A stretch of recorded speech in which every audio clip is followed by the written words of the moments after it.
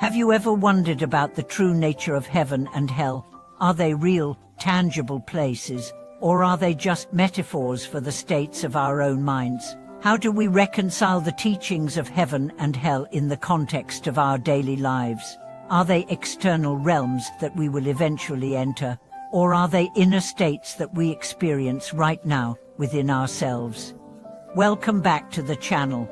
If you're new here, I'm delighted to have you with us today.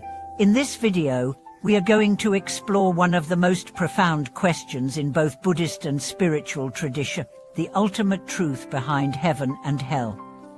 While many people think of heaven and hell as external destinations that we'll eventually arrive at, Buddhism teaches us that these realms are very much present within our hearts, shaped by our thoughts, actions, and inner states. In today's video, we'll focus on two key concepts. What are the true natures of heaven and hell, and how do they manifest in our lives? How can we transform our inner hells into heavens through spiritual practice and mindfulness? By understanding the deeper truths behind heaven and hell, we can begin to see how our daily choices and perceptions shape our experiences of both. Let's dive into this profound teaching and explore how we can find peace, even in the midst of suffering. The true nature of heaven and hell. In many religious traditions, heaven and hell are understood as places we go to after death, based on our actions during our lifetime.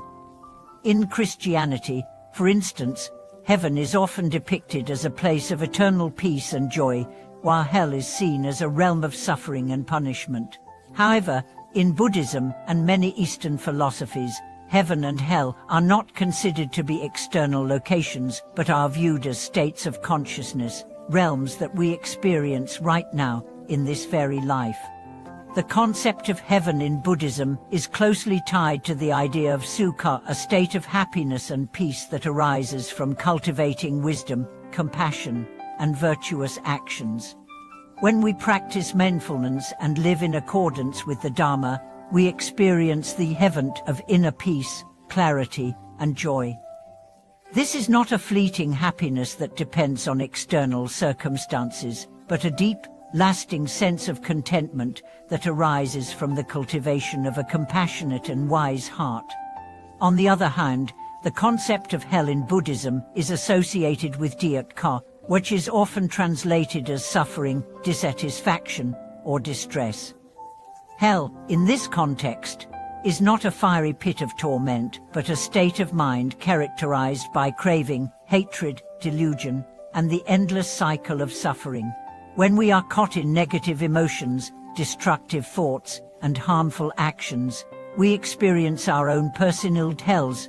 These are not places we go to after death, but rather experiences we create within ourselves through our own attachments and ignorance.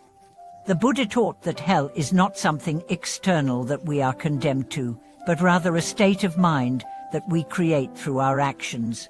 This is why in Buddhism, the key to escaping hell is not to await divine salvation, but to practice mindfulness, compassion, and wisdom. By changing the way we think, act, and perceive the world, we can transcend the mental states that led to suffering and move toward the peaceful state of mind that constitutes heaven. Heaven and hell as reflections of our inner struggles. To better understand the relationship between heaven and hell, it's helpful to look at how they manifest in our daily lives. Consider moments of intense emotional turmoil. When we are angry, resentful, or consumed by desire, it feels as though we are trapped in an internal hell. These emotions can cloud our judgment, distort our perceptions, and create suffering, not only for ourselves but for others as well. In such moments, we may feel like we are in a state of chaos, lost in negative thought patterns that we can't escape. These emotional states often lead to destructive behavior, whether it's outbursts of anger, self-destructive tendencies, or a deep sense of hopelessness. When we act out of these emotions, we continue to create our own hells, reinforcing the cycle of suffering. However, just as we create these internal hells, we also have the ability to transform them. The Buddha teaches that we have the power to shift our mental states and break free from the cycle of suffering. Through mindfulness, meditation, and the cultivation of positive qualities like compassion and wisdom, we can begin to transform our inner world. When we practice letting go of attachments, forgive others and ourselves, and cultivate a compassionate outlook, we shift from the state of hell to the state of heaven. We begin to experience peace, even in the face of adversity. For instance, take the example of a person who has suffered from deep grief and loss. Initially, they may feel overwhelmed by sadness, anger, and frustration. These emotions can lead to feelings of isolation and despair, creating an internal hell. But through spiritual practice, whether it be prayer, meditation, or simply reflecting on the impermanence of life, they can slowly learn to accept their suffering, let go of their attachment to the pain, and transform their grief into a source of wisdom and compassion. In this way, they experience an inner peace that feels like heaven, even amidst the reality of their loss. Transforming our hell into heaven through spiritual practice. Now that we understand that heaven and hell are not external destinations, but reflections of our inner mental states, how do we begin to transform our hells into heavens? The first step is to cultivate mindfulness. Mindfulness allows us to observe our thoughts and emotions without being consumed by them. By being present with our feelings, without judgment or attachment, we can begin to create distance between ourselves and the negative emotions that lead to suffering. Through meditation, we can train our minds to become more aware and present. Meditation helps us quiet the mind, allowing us to detach from the constant barrage of thoughts and emotions that often create mental hells. By sitting in stillness, we create a space where peace can emerge, and in this space, we can begin to see the transient nature of our emotions and experiences. This helps us break free from the cycle of suffering and move toward the peaceful state of mind that is akin to heaven.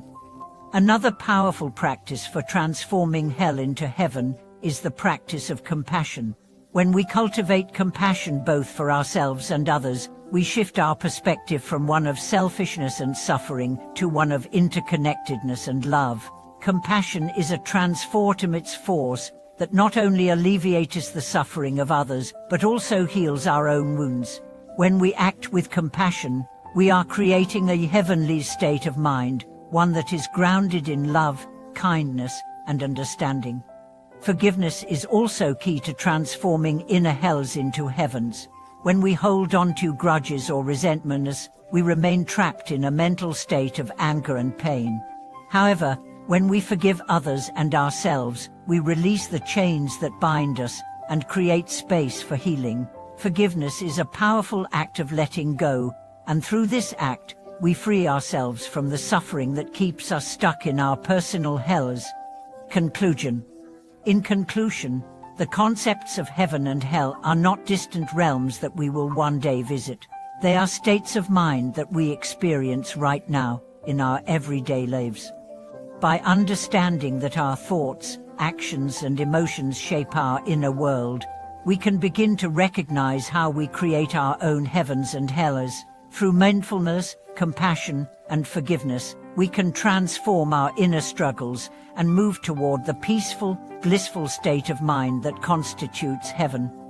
Thank you for watching this video.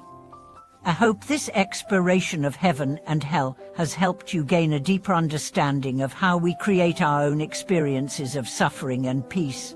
If you have any personal experiences or thoughts to share on this topic, please feel free to leave a comment below. Don't forget to like, share, and subscribe for more insightful content. See you in the next video.